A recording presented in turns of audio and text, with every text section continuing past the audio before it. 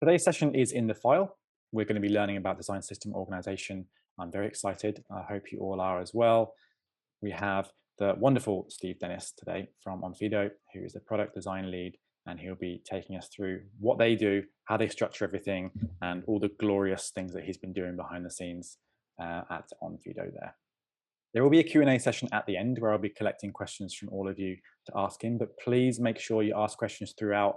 I will be happily interrupting him throughout the entire session to make sure we do get everything covered, and we'll go from there. This is a FigJam file that I'm going to be collecting questions in as well, which I'll paste in the chat shortly. And it has some information in here as well about how you can start to use FigJam and just add some stickers in here. I've already added a very important question in here, which I hope you can all agree with.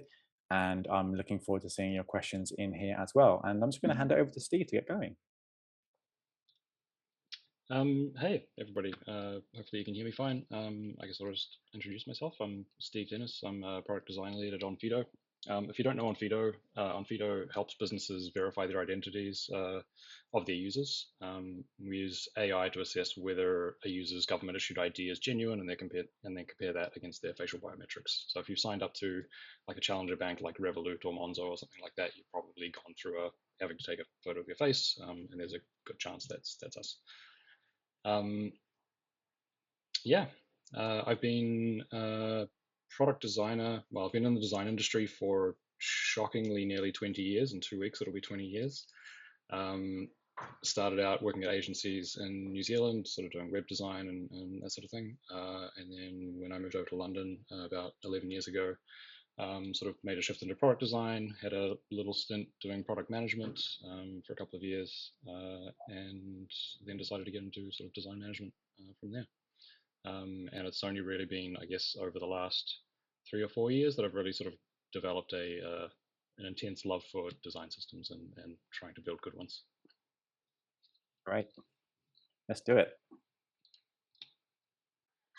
Yeah, cool. So a couple of years ago, Onfido was very much in the sort of sketch and abstract ecosystem. That was a design tool of choice, and we were a design team that was almost entirely based in London at that stage, and we had an engineering office in Portugal, and had just started hiring designers over there. And we were finding that the kind of day-to-day collaboration in those tools was not really at the level that we would like it to be. The team over there was feeling like quite distant from the rest of the team, and we were just like looking for a way to kind of solve that.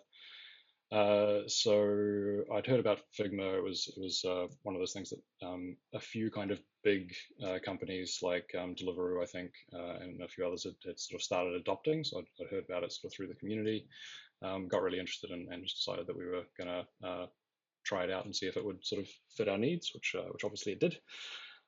And I guess the way that we sort of approached it, I imagine most people on the stream have probably adopted Figma at this point, so I probably won't spend too long on this. But the way that we did it was we basically had a very, very small project and small team that we sort of decided was going to kind of pilot it, I guess.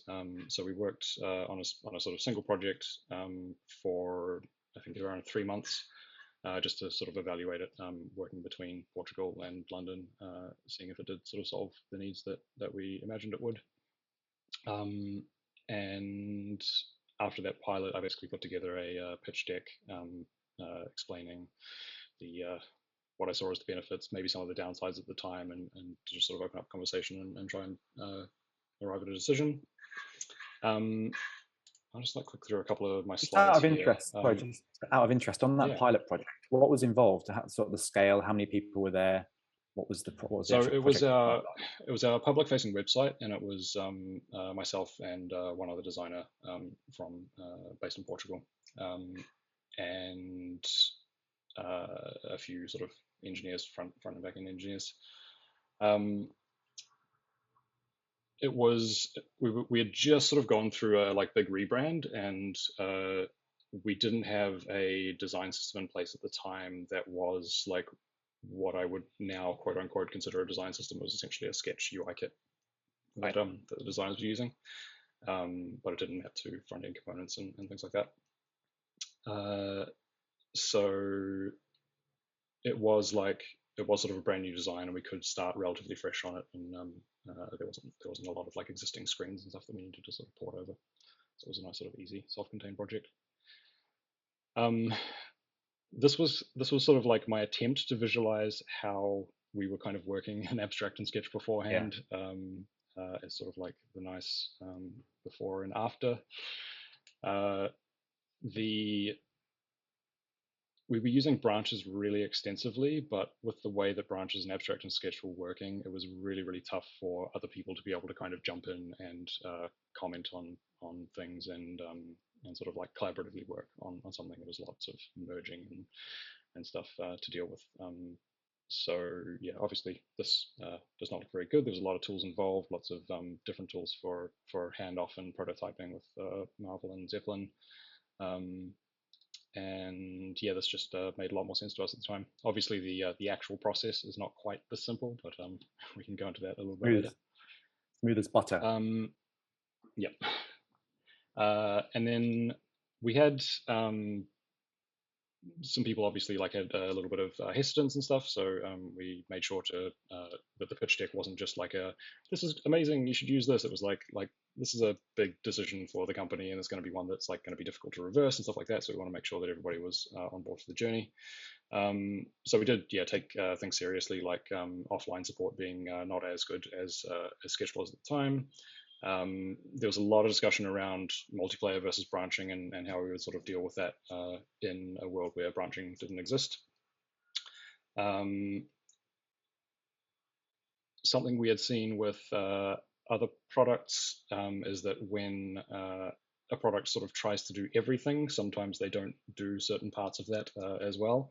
And going all in on a tool that was trying to do everything, we just needed to make sure it had sort of interoperability with other apps if they did sort of a particular vertical better.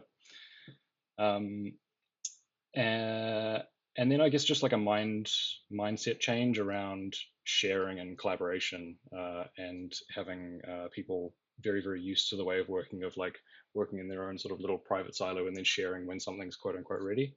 And that was just a barrier that we needed to kind of knock down and try and make everything as open and transparent as possible.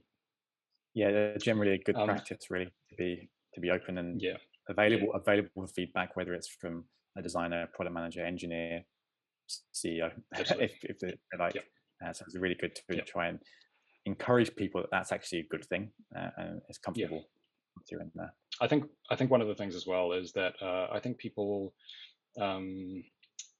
overestimate how much time people have to kind of jump into Figma files and see their work in progress. Like everybody is so busy that realistically, like nobody's going to look at your Figma file unless you ask them a lot of the time. So, so the other thing that we did once we sort of made the decision to switch over, one of the big areas was what we were going to do with our existing kind of UI kit design system, quote unquote, from Sketch to Figma, and then I guess how we were going to port across like all of our screens and working files and stuff like that. So we had a hack day or a couple of days, hack week, land in the middle of this project. So as part of that project, I basically decided that I was going to take a couple of designers and try and basically recreate the entire sort of UI kit that we had in just a couple of days, and ended up presenting it back basically as this had an app that was taking a screenshot every 30 seconds and just had the entire sort of 4 days of us building out this design kit that ended up being presented in about a minute and a half or something. Wow. Along with a nice sort of demonstration, I guess, of it being used at the end and kind of how easy that was to use. So we managed to get the bulk of it at the time done in a couple of days. That'd be something you actually advise people to do, is to take a look at whether they need or want to just rebuild it. It sounds like it was pretty quick for you.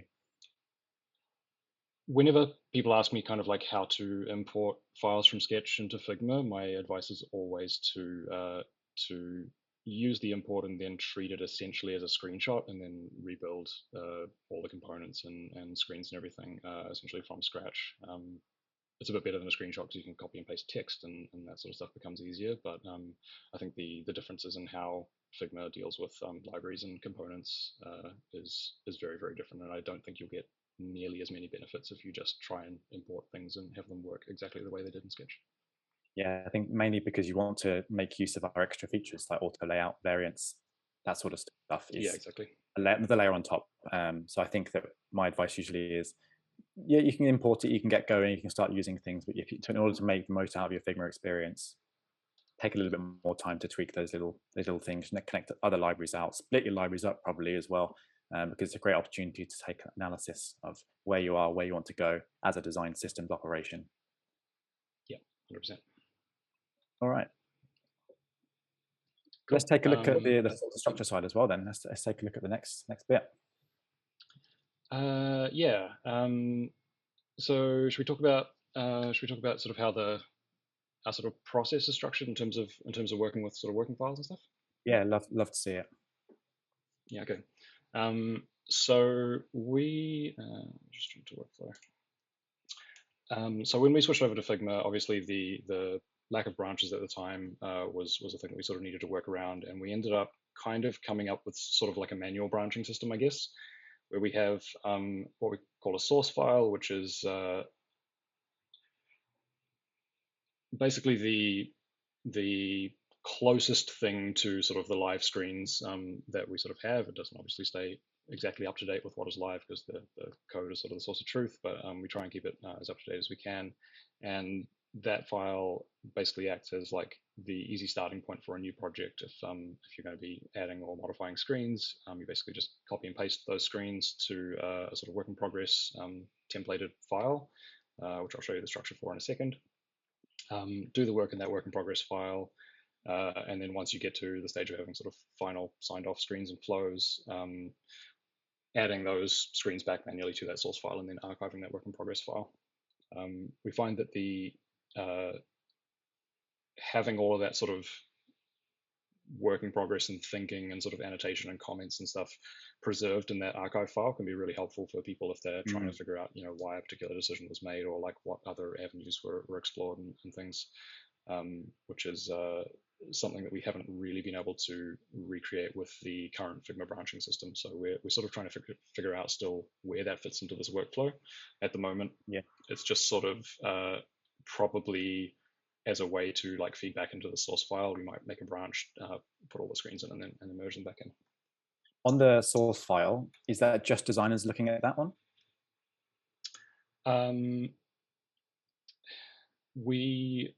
We try and keep things in a state where if somebody needs a screenshot of something for like a piece of marketing or something, Yeah, that is a relatively safe place that they can go and explore those if they need to. Realistically, I don't think that happens all that often at the moment, but we have a team of sort of brand designers who are able to jump in and get those and then sort of clean them up for whatever marketing they need. so would you typically advise to just use the live product as the marketing material? Ideally, if you can, like if your live product is as polished as you would like Yeah, it to be, then definitely. The thing that we run into issues there, of course, is that our products are just completely full of personal identifiable information. So we have to have all of that stuff scrubbed out. So absolutely. it's a lot easier to just sort of scrub that stuff out in work in progress files. Sure.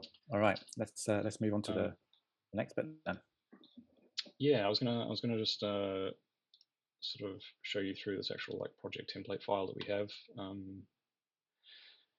So we have, this is actually a little bit out of date. We have this cover sheet with JIRA ticket numbers, project name, which is then recreated in the title as well to just make either ticket numbers or project names really easily searchable by people. If somebody doesn't quite know what something is called, they can just type in a ticket number and find it. We'll have like the primary design contact, which we can sort of select from our variants here. And then just have a basic sort of page structure, which has exploration, which is like you have permission to be absolutely as messy and all over the place as you want to in this. And then add pages basically for each stage of review or sign off or whatever, just so you can take your complete mess, figure out like which of those screens you want feedback on, and then have some sort of structured feedback and commenting around that.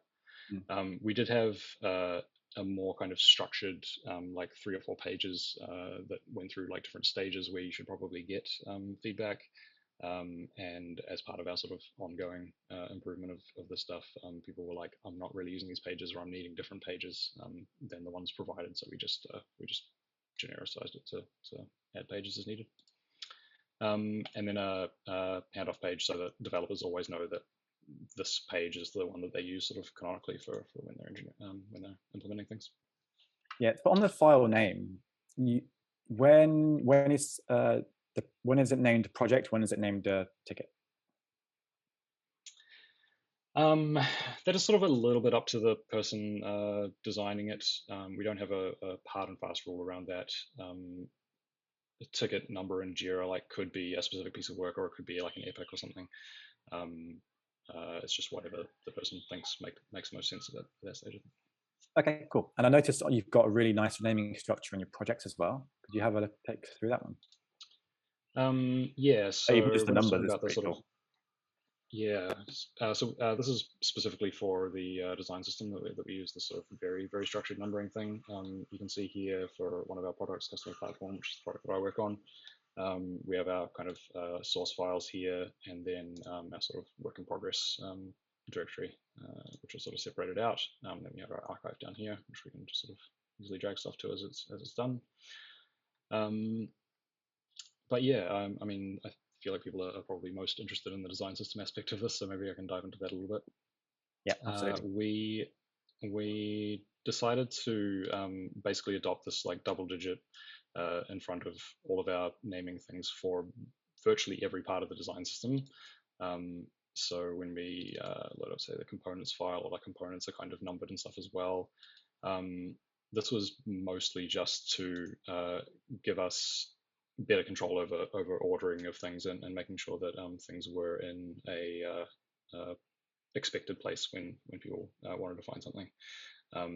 The way that Figma sometimes handles where special characters or something maybe at the start of a file name, whether it'll be at the start or the end, it can be a little bit fuzzy sometimes. So this was the most consistent naming mechanism that we could find at that stage. Yeah, so we have our design system sort of split out into a couple of different areas. We have our core, which is our mostly our colors and our typography.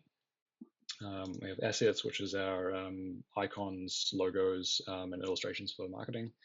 And then our components, which is all of the standard design system components. Patterns is still very much a work in progress. The design system that we're working on is, I think, relatively small in terms of design systems, and still quite early on in its life cycle, I would say. But yeah, patterns is where we want to eventually get sort of best practices for forms and particular types of information and so would that cards be and things like kind that. of organism level components? Yep. Yeah. Okay, and that's the most sort of them long-term goal. Yeah. At this stage, just because of the way that sort of Figma deals with components, most of these things won't be kind of self-contained components that you can sort of drop in and configure. They'll be more just a place that you can copy and paste a known pattern and sort of use that from there. Okay, cool. And I've noticed that the projects, or a few of them, just have one file in there. Are they structured into projects just for more easily discoverability perspective? Yes. Sorry, excuse me. It's all right. Yeah, someone else is asking about that in the chat as well. Yeah, particularly it was around when we I'll dig into the themes and stuff a bit later, but when we decided to do the colors and themes the way that we were, that necessitated us having to split those things out into different files, and we found that it just sort of got a little bit noisy with a lot of those files in there. Yeah. Also, when we were designing it, we weren't 100% sure whether we were going to have all of our components in one file or have a separate file for each component. And that was a decision that we kind of pivoted on relatively early on, and ended up with just a single one. But it does mean that we have the flexibility to change that in future. Yeah. Just for some advice for anybody who is thinking about that exact question of Do we have one file or multiple files? It kind of depends on the scale of your system, who's in there, how many people are managing it. Is it international? Do you have different teams that are all contributing? Those kind of questions are ultimately going to help you make that decision. If you're a localized team where you know everybody by name, you know where they're working, what hours they're working, etc., one file could probably be enough. If you're getting to the point where you've got a team in London, a team in Rio, a team in Barcelona, managing a design system, you may want to split those files up. And whether you do that on an atomic, molecule, organism level as well is another decision that needs to be made. So just have those conversations internally, work out where people are, and then that should help you make that call. Longer term as well, if you're getting down to the route where you want to have all your documentation baked into your Figma files, it may make more sense to split them up as well. So just a little bit of a help if you're hitting that wall at the moment. Yeah, totally agree. The big thing for us, because we'd seen a previous Figma in the file, I think from another design system who had split everything up by component, and the ability to kind of have all of the kind of thinking and documentation and everything for each component was like a really compelling thing that we wanted to try and get in some form. But the feedback around just sort of management and having to turn on and off libraries like per component that you want to use was a bit overkill for some of the team at that stage. So we decided not to go with it. But we did end up, because of the way that our work in progress stuff works, a lot of that sort of thinking and stuff is kind of captured and archived anyway. It's just in a slightly different place. Cool. I've noticed as well in your sort of foundations that you're splitting colors and type into different files. Could you explain the rationale behind that as well?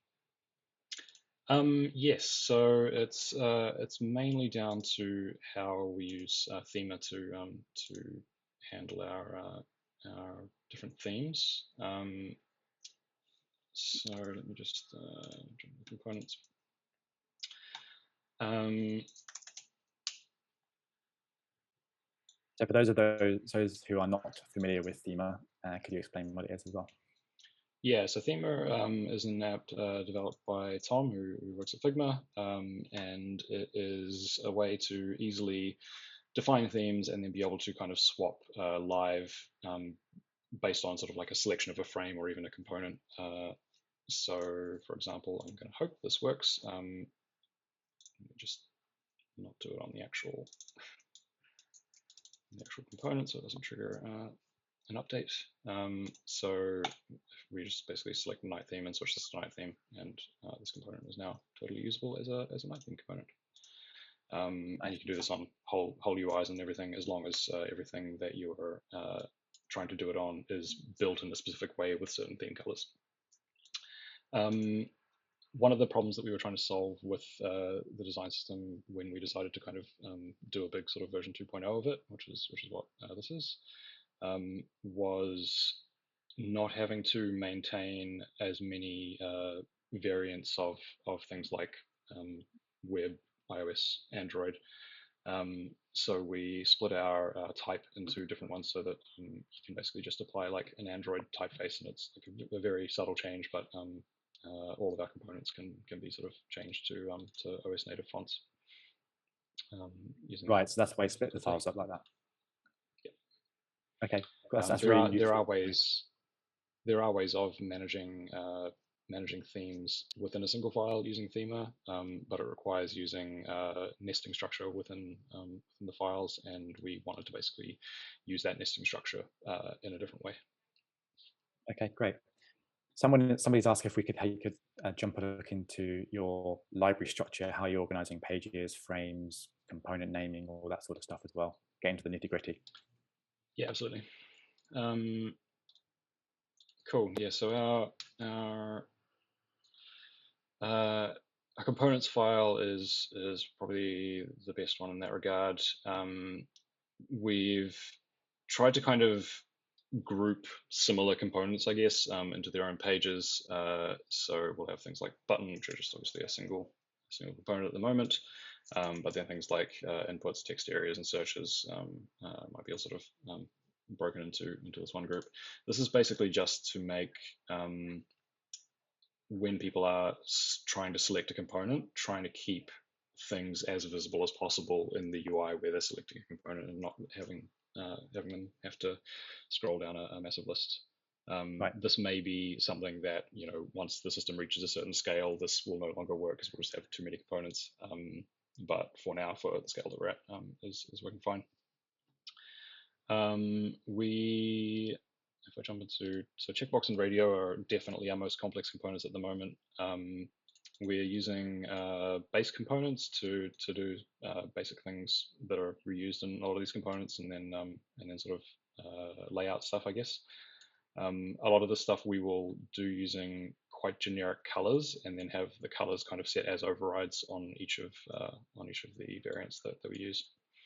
So this checkbox, for example, just sort of jump in here. You can see sort of a bunch of different variants that we have over here.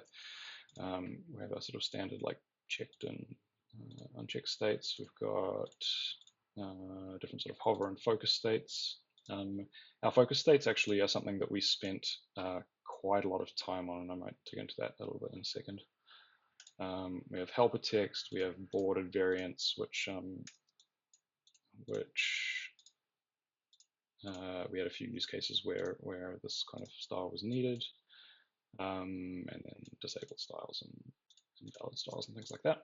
Cool. I've got a lot of questions about this, Okay. so let's maybe Ask jump away. in. First one, probably rolling back to a different page actually. Could you explain your usage of base components, why you decided to go down that route, and whether it's a requirement? It's definitely not a requirement. There are things that we don't use base components for.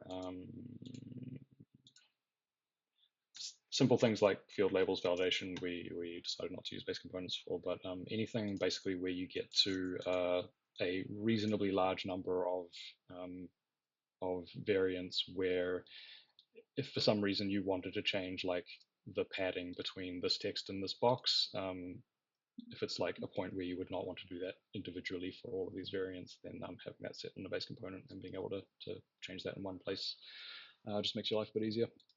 It's just really a maintenance time question.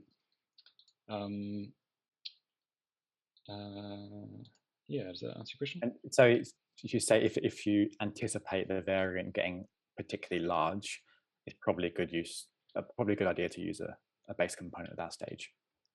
Yeah, I think so.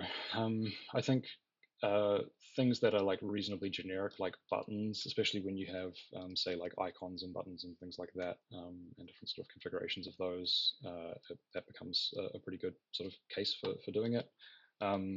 And if you maybe another potential way that some of the stuff can be done is, at least pre-variants, was a lot of like hidden layers and things, and having a bunch of the components basically configurable through hidden layers, and we find it's better to have a base component which only sort of has the parts that are needed for that particular variation. Right, and then inside the actual use of that base component, could you show us the layer structure and how that gets bundled together? Sure.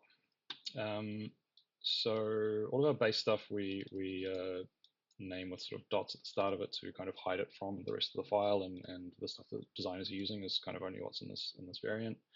We try and keep our naming relatively straightforward.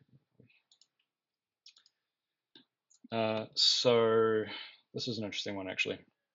So when I talked about the focus states before, one of the kind of pet peeves that we had with focus states was it was quite difficult to build focus states in a way that didn't do things like when you had two elements next to each other, you'd have like a focus state maybe like clipping under an element and having like z-index issues. Or if something was like maybe up against the edge of a overflow hidden div or something, having like the edge of your focus state cut off. So we made the decision pretty early on to have our focus states completely kind of contained within the bounding boxes of the components themselves, and to use this kind of double bordered approach to really make sure that our focus rings were high contrast enough with whatever was inside them. The problem that this gave for us was that you can't have two strokes on an element that have different widths. So we had to basically double up the layers and have like one stroke on one frame and then another sort of nested one inside that.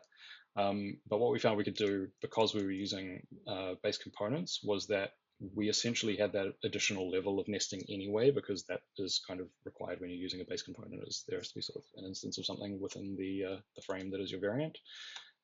So we end up having one of these things basically being named as padding and having the inner border on it, and then this one having the outer border.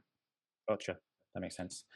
Are your base components hidden in the published library? They are, yes. Cool. So to do that, either prefix it with a period, a full stop, or a slash. Yep. Cool. And let's say we're working. You might be able to do it manually. I think if you just yes, yeah. Just have to do it every time with the little checkbox. Yeah. When you're so let's go through the process. We've got someone's working on a new piece of work. They need some new components. What would that process look like from getting that component from my working file into the library and back and forth?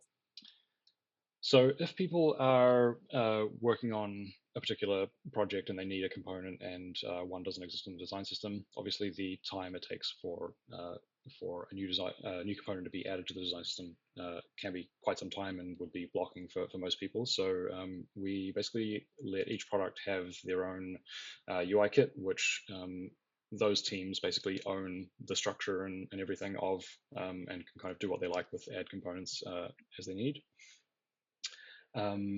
And then as the sort of design system squad, we can kind of look for commonalities throughout these files, see like which types of components through the Figma analytics are like being used quite a lot and might make sense to fold into the design system in the future.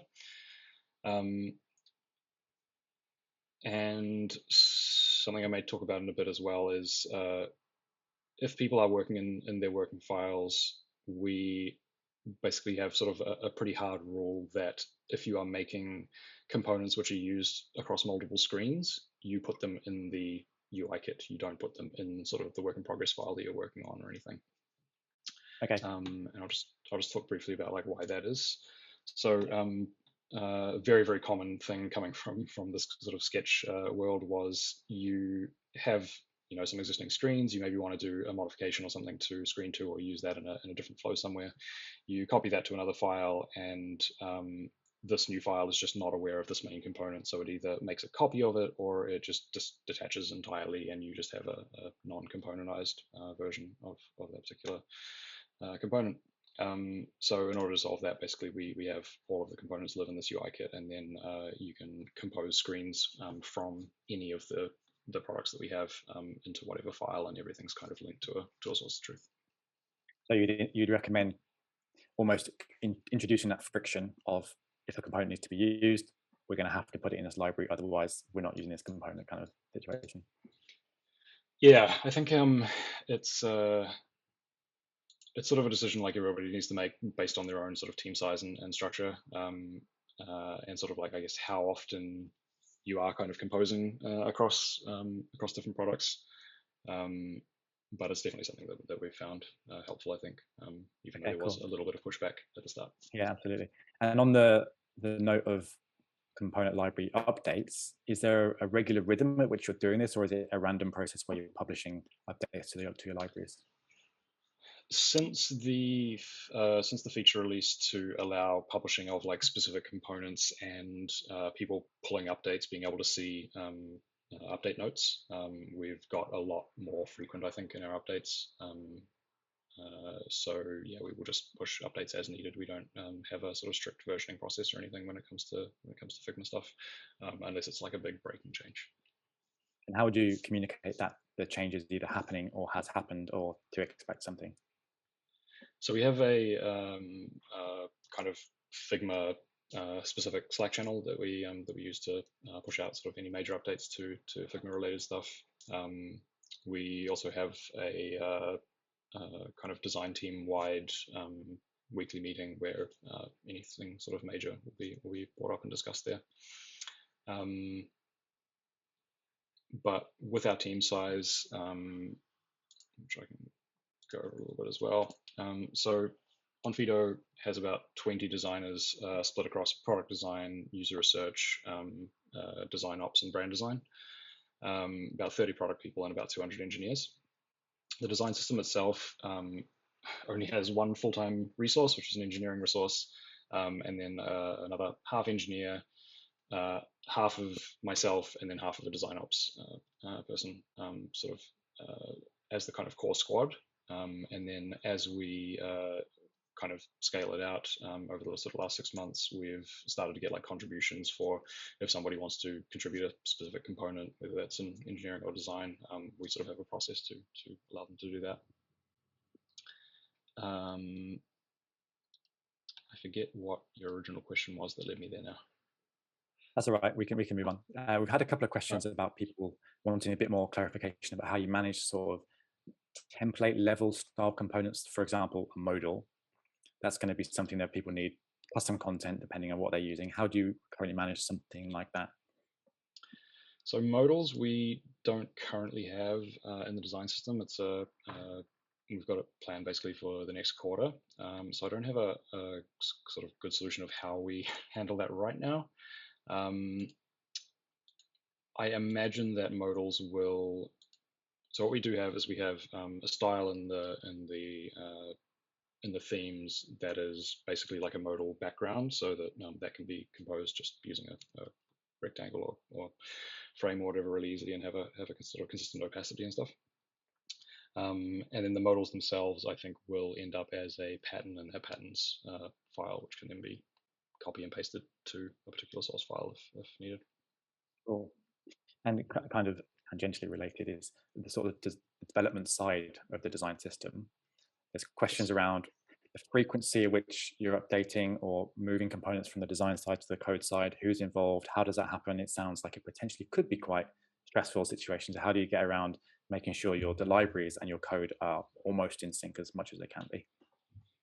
Yeah, so that was definitely something that we wanted to make like explicit from the get-go of this was make sure that everything that was in Figma had a sort of engineered component that was equivalent. So we have a kind of process for creating new components or sort of updating components where people basically run through this template. We have a bunch of predefined steps of auditing and research, exploration, production, handoff, and each of these steps has kind of to-do list sort of checklists to kind of help people know what is required at each step if maybe it's their first time contributing to the system. There's also a like full kind of wiki page guide that delves into each of these things with like really specific stuff. This is just sort of as a reminder, I guess. So we generally go through the sort of like audit and research phase. Let me show you an actual example. So we'll gather kind of examples of where a component might be used in the product, just sort of paste in screenshots and ask designers if they have any sort of instances that they're aware of or needs for a particular component. We'll grab like could you zoom in a little bit? Yeah, sure. Cool, thanks. These are just yeah. So for our like radio button and checkbox components, we sort of had a bunch of these things which were like very similar in terms of like needs, but were all just like slightly different kind of implementation. Yeah. So we were trying to get a consistent style for those. Dark and light mode stuff. Grabbing things from existing design systems just so that we can make sure that we can sort of map things to new components. We sort of are supporting things that the previous design system was. Accessibility, naming stuff, and then external examples from other design systems, things that we like, things that we don't like, and just sort of have that all in one place that engineers can sort of contribute to as well. We'll then have an initial kind of kickoff with the engineers to really talk through like what out of the stuff we do want to support, what will be difficult, things like that. Then we kind of go into exploration where we usually like take a bunch of those screens, try some sort of like visual styles of a particular component and just kind of see how they look as before and afters in a bunch of screens. So you can see sort of a couple here that we've redesigned. Again, the exploration is just like super messy. People are sort of free to do whatever they want here. And then once that sort of gets signed off by the design system team. Go into production, which is basically you'll create like the actual working Figma component that will eventually go into the library files here, and just make sure that things like variants and naming and all of that stuff is kind of covered. So this is basically exactly what you would see in the design system, aside from the checklist. And then we have a specific kind of handoff page where we will add things like red lines and variant details, which will all be recreated in Storybook, which is the primary tool that we use for the engineering kind of component visualizations, and the place that the engineers sort of know where to look. And this also is just additional context and stuff. This is separate from the actual component file. Yep. And yep. so redlining is split between. Yep. Okay. So the redlining we just do on the handoffs. Basically, there's no redlining on the components themselves. We find that sort of like handoff step is something that really only needs to happen once, and there's no real reason that we've found to keep that stuff sort of as a sort of updated artifact, I guess. I think that's some really good advice, actually, is to look at, don't reinvent the wheel every time you're using a component. If it's built, it's built, and you don't need to tell the developer that it's using this font, this color every single time they're using it. So really nice advice, thank you. Yeah. And we also just find that there's like a bunch of stuff, like this is a really good example of like how resizing behavior might work, where this is not something that you would have in that sort of production component, but it is like an important thing to try and convey to the engineers. So yeah, we just find that a lot more flexible, I guess, and allows for context in a way that the production page does not. And from there, again, there's sort of another handoff meeting that we have, which will be usually 2 designers, 2 engineers, just sort of shooting back and forth ideas, trying to figure out what the engineers are going to build.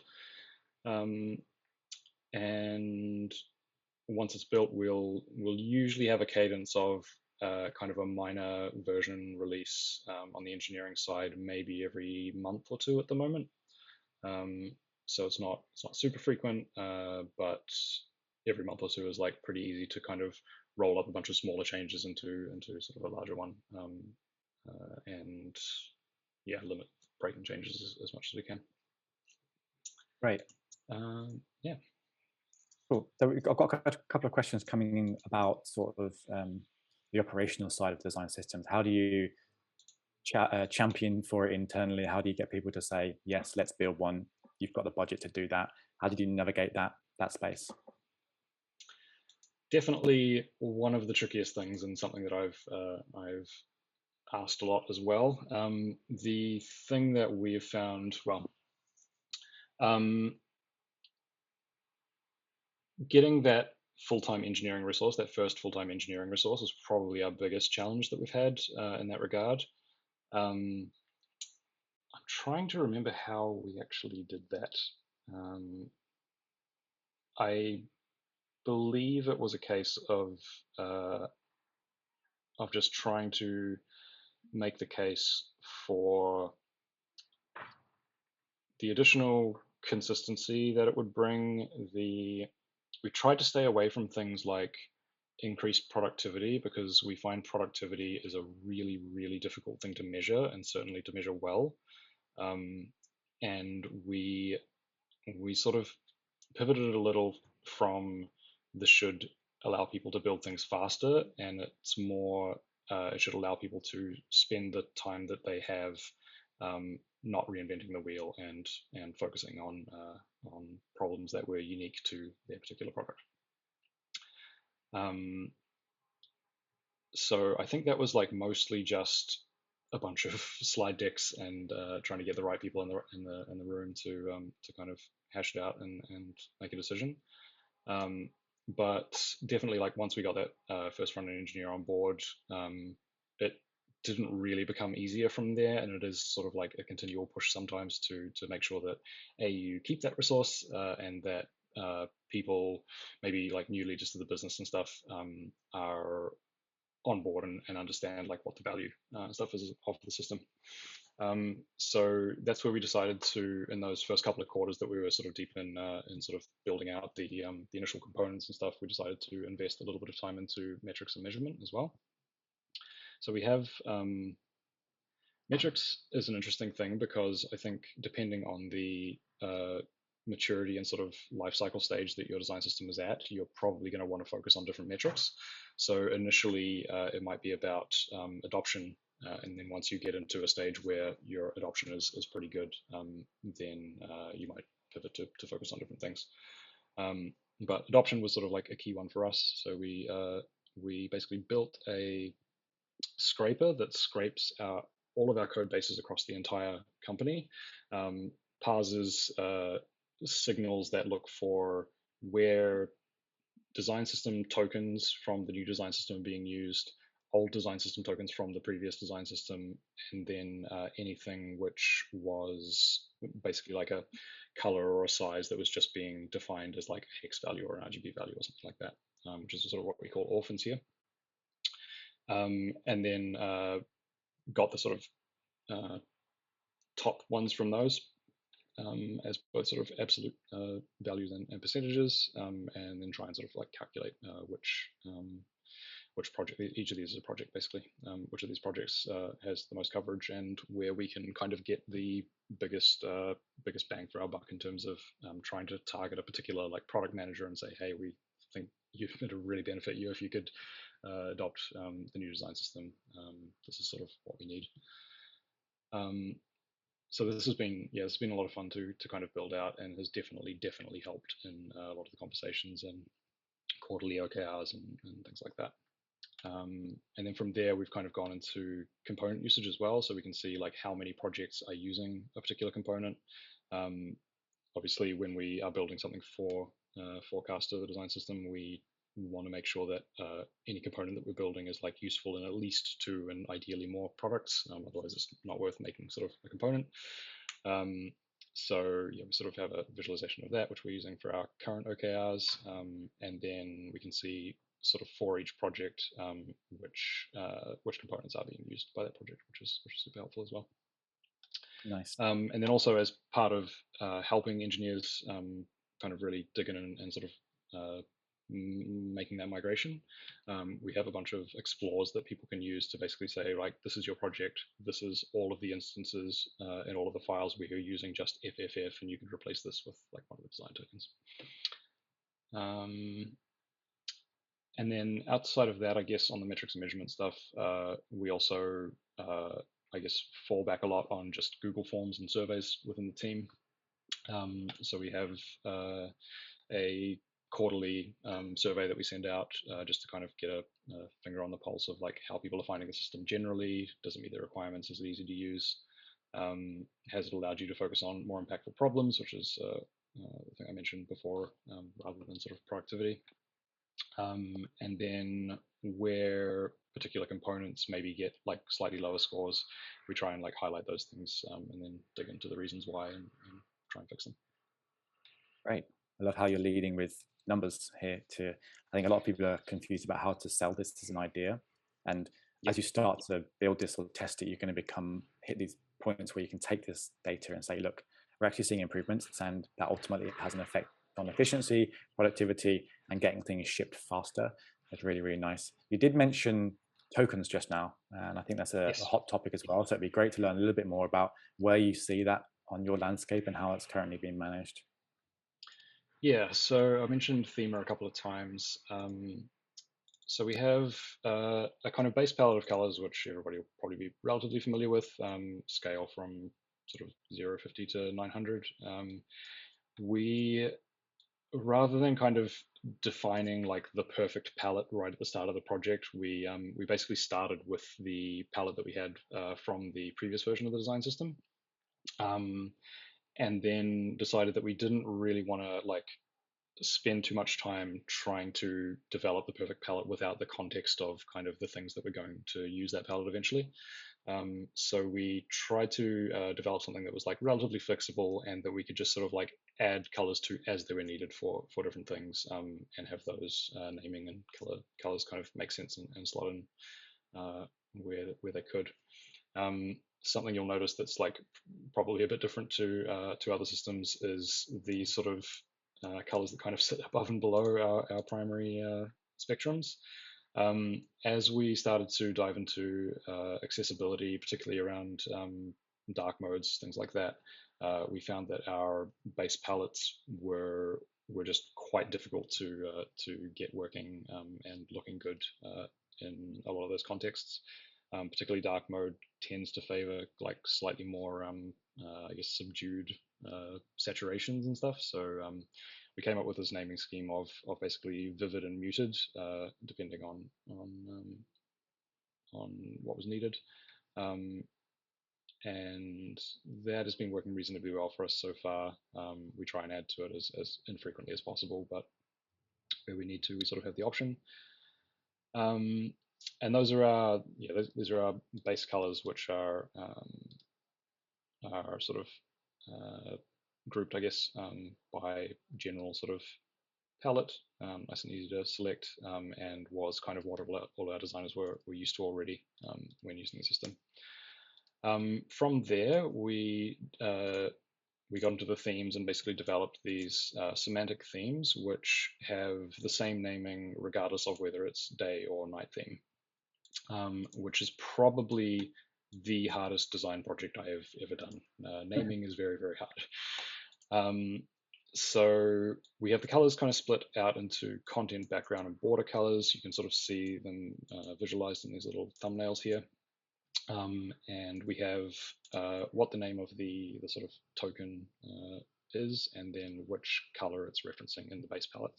So all of these are just renames basically of things that are in that base palette already. Because at the moment Figma does not have like a concept of sort of tokens and aliases, a lot of the stuff is kind of manually sort of managed.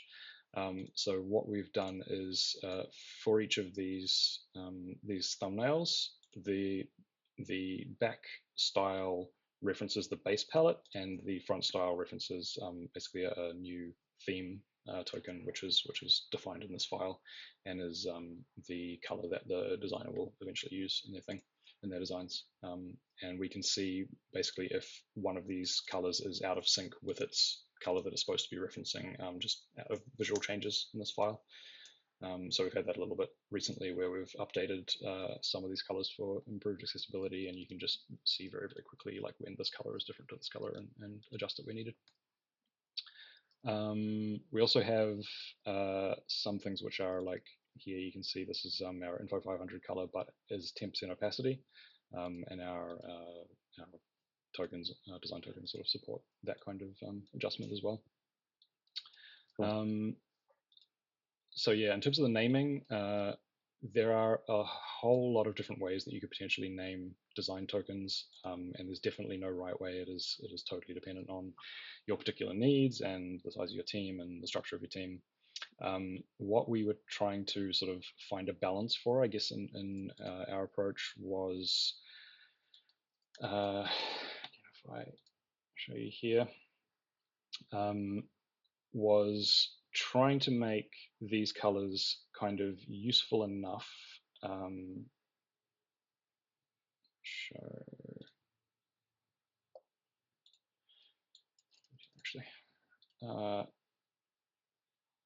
Day ones. Make these colors useful enough so that if somebody wanted like secondary content or main content, it was very, very clear to them like which shade of gray they would choose. But what we didn't want was to have basically too many duplicates of colors in this color palette. You'll obviously see there's quite a lot of blue ones. We have sort of one for actions, one for links, one for info, because blue is obviously our info color as well. And there are some of these colors which don't just map cleanly in terms of like inverting a color palette. When you go to night mode, there are certain things where you need like quite a different color. Like for example, our primary call to action buttons are blue in day mode, but switch to white or very close to white in night mode.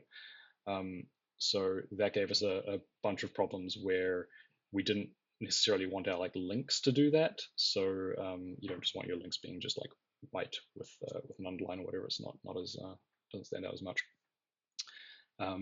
So basically had to take these case by case and take sort of our existing dark mode designs that we have, our existing light mode designs, and figuring out like where those things needed to map cleanly, where we sort of did need to duplicate things because their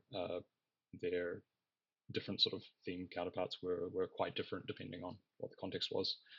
And yeah, it was just a process of continuously trying to balance like is this specific enough? Are people going to understand like what this means? And yeah, and trying to find that balance. So we have back to it. We have sort of concepts of having sort of your main background and then surfaces which sit on top of that, whether that's cards or bits of navigation or whatever. We have sort of border separator colors for separating those elements, a bunch of different things for inputs and hovers and active states and stuff where needed. We've tried to reduce these sort of specific things for hover and active states, but I think this is probably something that I would approach differently now if I was architecting this from scratch. The engineering side of our tokens at the time didn't nicely support adjustments and like HSL balances and stuff to be able to just like lighten something by 10% or darken it by 10%. And I think that would simplify a lot of the stuff if we could do that, particularly around that base palette and the additional colors that we needed to add for it. And basically all of the tokens here map directly to the engineering counterpart as well. And we try and keep those things in sync. Previously, what we've been doing is we actually developed a custom plugin which allowed designers to basically push all of the values from these files directly to our source control. So I can show that a little bit.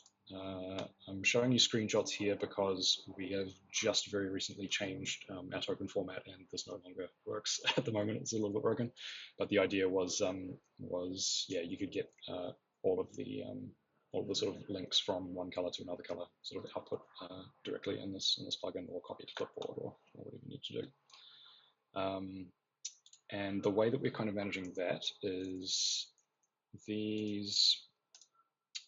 All of these colors will also have a description, and in that description we sort of have a bit of a description about what it is, but we also have this link emoji with the color value that it links to, and the plugin basically looks for this link emoji and then adds that into the file that it outputs. So this is very manual, very hard to debug, currently not ideal, and we would like definitely some features more around that sort of token management stuff from Figma. We're on it. We're on it. Yep. I know we've gone over time, but I do have one last question for you, and it's back to the components side. And I'd love to get a bit of context about how far you go and how you document components for designers, for developers. How does that currently happen? Yeah, so the documentation side of things is definitely something that we're like still actively working on. I don't have any screenshots of that at the moment because it's a little bit of a mess, but we are we use Storybook primarily for all of the engineering side of things. That's in a pretty good state. I can probably show that actually. Let me just grab a browser.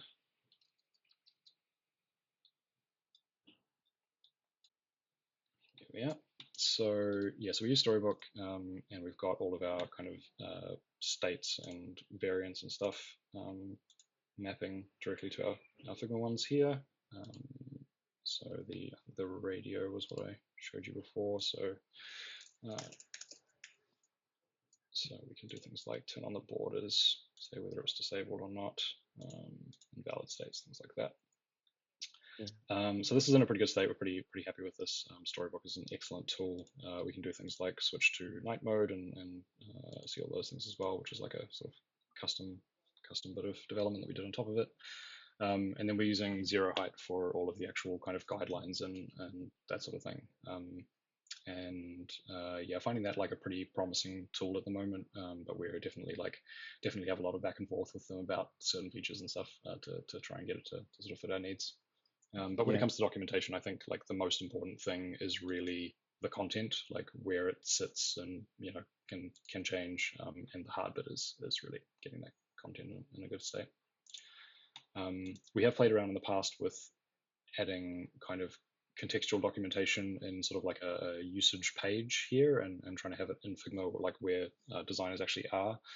And we just found that it would just go out of date really quickly, and it was kind of difficult to manage the state of that stuff. So without, I think, fully dedicated design resource to trying to keep that stuff up to date, we just decided to put it all into kind of one place in Zero Hype. sure. Thank you so much. I think that's a really nice place for us to wrap up. Thank you, Steve. That was really, really insightful. You taught me a lot of things as well. And thank you, everybody, for attending. We'll see you all next time.